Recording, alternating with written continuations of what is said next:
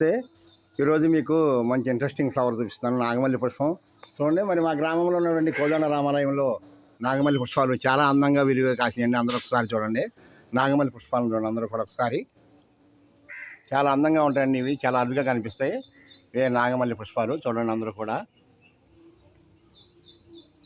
వాటి మొగ్గలు ఇలా ఉంటాయండి, మొగ్గలు ఇలా ఉంటాయి, పుష్పాలు మట్టికి ఇలాగ ఉంటాయండి.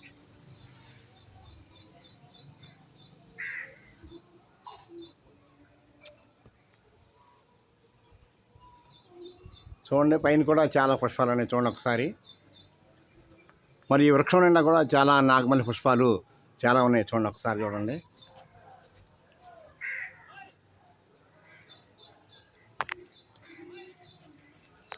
చూడండి ఫ్రెండ్స్, చాలా పుష్పాలు చాలా బాగున్నాయి.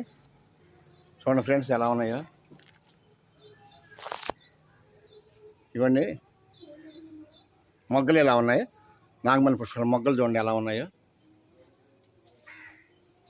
పుష్పాలు చూడండి ఫ్రెండ్స్, చాలా చక్కగా చాలా బాగున్నాయి, ఒకసారి చూడండి.